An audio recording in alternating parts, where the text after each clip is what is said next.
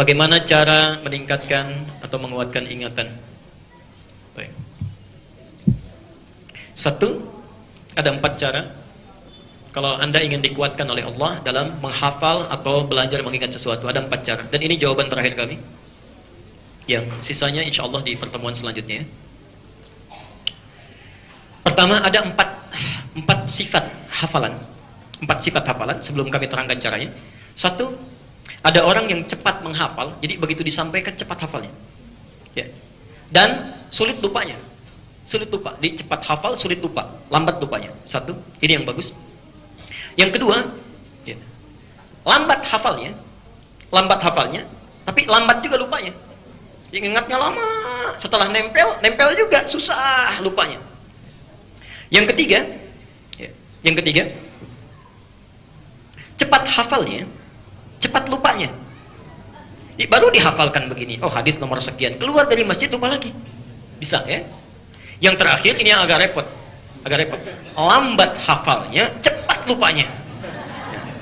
Sudah ditulis-tulis, dia begitu dihafalkan, langsung lupa. Ini yang berbahaya. Ya. Anda pilih mana di antara yang 4 ini? Nah, cepat hafal, lambat. Kalau bisa, cepat hafal, tidak lupa-lupa. Ya. Ada orang-orang tertentu yang Masya Allah, hafalnya cepat. Bukan mau ingat, mau lupa, susah. Bukan mau ingat, mau lupa, susah. Ada yang begitu tuh. Di antaranya Imam Sulaiman, dikenal dengan Abu Daud. Kemarin saya ceritakan ya, yang lahir tahun 202 Hijriah. Abu Daud As-Sijistani. Itu ulama yang sangat luar biasa. Ketika menghafal, cepat, mau lupa, susah. Ya. Al-Bukhari, Abu Hurairah, dan sejenisnya. Baik. Nah, kalau Anda ingin menemukan tipikal yang demikian, di antara tata caranya, Anda bisa buka di kitab At-Tibyan, karang Imam An-Nawawi. Saya rangkum cepat saja. Satu, meluruskan niat. Meluruskan niat saat mau belajar.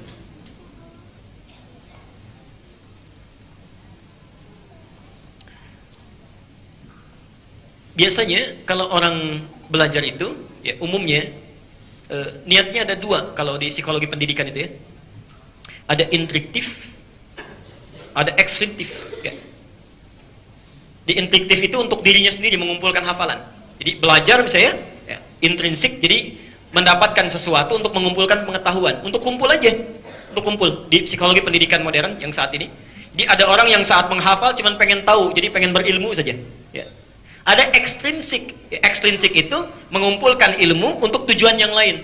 Kalau bahasa anak sekolah sekarang, menuntut ilmu untuk dapat kerjaan, menuntut ilmu untuk dapat ijazah. Jadi ilmu itu cuma jembatan saja, yang penting kerjaan dicapai. Yang seperti ini yang agak bahaya ini, karena saat kerja ilmunya lupa. Ya. Nah, Islam tidak keduanya. Islam tidak pada keduanya. Karena Islam ini memadukan keduanya dengan niat namanya, dengan niat. Kalau Anda belajar hanya sekedar ingin mendapatkan pengetahuan yang melekat pada diri sendiri, diri pribadi sifatnya. Pelan-pelan. Karena sifatnya manusiawi, diri pribadi, ya, setiap manusia pasti punya keterbatasan, terbatas. Kalau batasnya ini sudah hilang, maka ilmu tidak mudah untuk diserap. Misal, semakin sepuh, kan daya ingat semakin berkurang ya. Berarti setiap pribadi pun punya keterbatasan. Tapi kalau Anda inginkan untuk kepentingan yang lain, dunia misalnya yang lain, dunia, maka saat dunia dicapai, ilmu pun bisa berkurang. Kalau Anda ingin mendapatkan ilmu yang terus menempel, melekat di dalam jiwa, tidak hilang, maka titipkan, mintakan, niatkan untuk yang tidak pernah punya batasan. Siapa? Allah. Maka kalau Anda ingin belajar, menghafal, melakukan sesuatu, lakukan karena Allah. Itulah sebabnya ketika Nabi Muhammad SAW diperintahkan untuk belajar, wahyu yang pertama turun apa? Jangan sampai situ, sempurnakan. Karena ketika wahyunya turun dengan menggunakan Iqra, nabinya tetap nggak bisa baca. Perhatikan, lihat sejarahnya. Ya, saya kira Ustaz Khalid sudah mengajarkan barangkali. Ya, ketika malaikat turun dalam sirah An-Nabawiyah, ya, lalu mengatakan Iqra di Gua Hira, Nabi menjawab apa? Ma ana biqari, saya nggak bisa baca. Saya nggak bisa baca. Turun lagi sampaikan Iqra, baca. Kata beliau, saya nggak bisa baca. Sampai 3 kali. Ketika yang ketiga dipeluk oleh Jibril yang menyamar jadi laki-laki itu, dipeluk, dipegang erat, disempurnakan kalimatnya. Lihat kalimatnya. Iqra bismi rabbikal ladzi khalaq. Allah. Nah, ini pelajar muslim harusnya begini. Ini baca yang di atas. Bismillahirrahmanirrahim. Lihat kalimatnya ya. Lihat kalimat bismi. Wahyu turun, Iqra. Tidak sampai sini. Bismi rabbikal ladzi khalaq.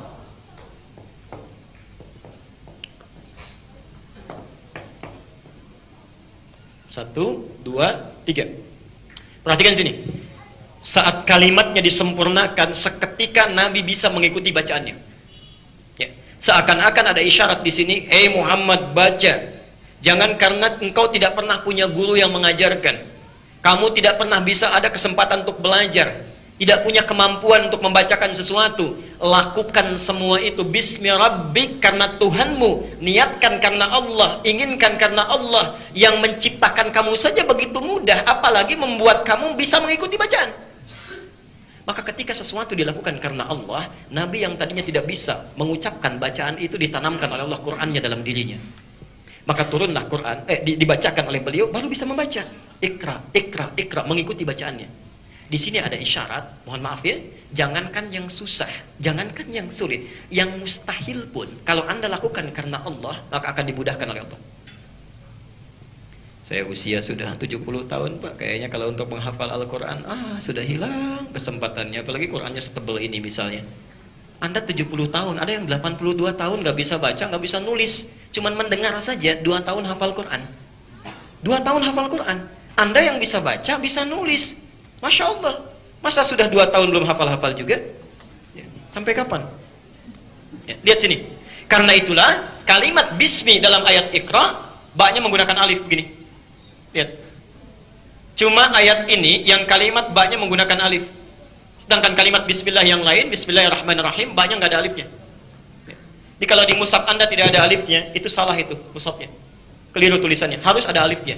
Karena tanda alif ini menunjukkan peristiwa bahwa alif itu menunjukkan panjang, sesuatu proses yang panjang.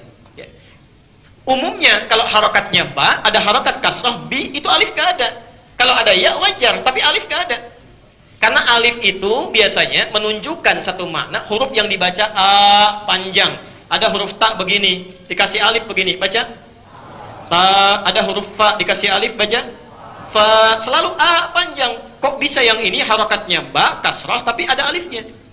Ingin menunjukkan pesan kepada kita bahwa ini menunjuk satu kisah. Ada orang yang ketika diminta baca, panjang prosesnya, nggak bisa-bisa. Tapi ketika dilakukan karena Allah, begitu cepatnya. Saking cepatnya, pengen cepat dikuasai. Ya. Sudah bisa dibacakan, pengen cepat-cepat. Sampai turun ayat di Quran surah 75, ayat 16 sampai 18 itu. La tuharrik bihi lisanaka lita'jala bi. Muhammad, jangan cepat-cepat engkau lafadzkan itu untuk sekadar menghafalkannya. Kenapa? Inna jama'nahu wa qur'anah. Karena kami sudah tanamkan itu dalam jiwamu. Orang-orang yang mengingat, menghafal karena Allah, dia tidak akan capek mengingatnya. Allah yang akan tanamkan apa yang diingatnya dalam jiwanya. Jelas sampai sini? Jadi coba cek, barangkali anak-anak agak terlambat menghafal, mengingat dalam pelajaran di sekolahnya, karena mungkin tidak diarahkan meniatkan pelajarannya karena Allah. Ya. Termasuk Anda yang datang ke sini mau taklim, mungkin agak sulit mengingat sesuatu. Coba cek niatnya, sudah benar belum karena Allah? Jangan ke sini ketemu teman, ya, pengen cuma lihat ustadznya, macam-macam dan sebagainya. Ya, hati-hati. Ya, baik. Yang kedua, saya agak cepat.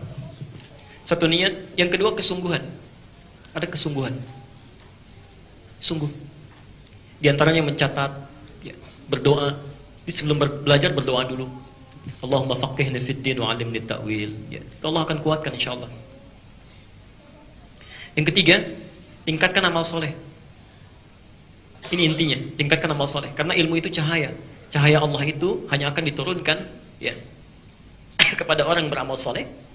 Dan yang terakhir, meninggalkan maksiat. Jauhi maksiat.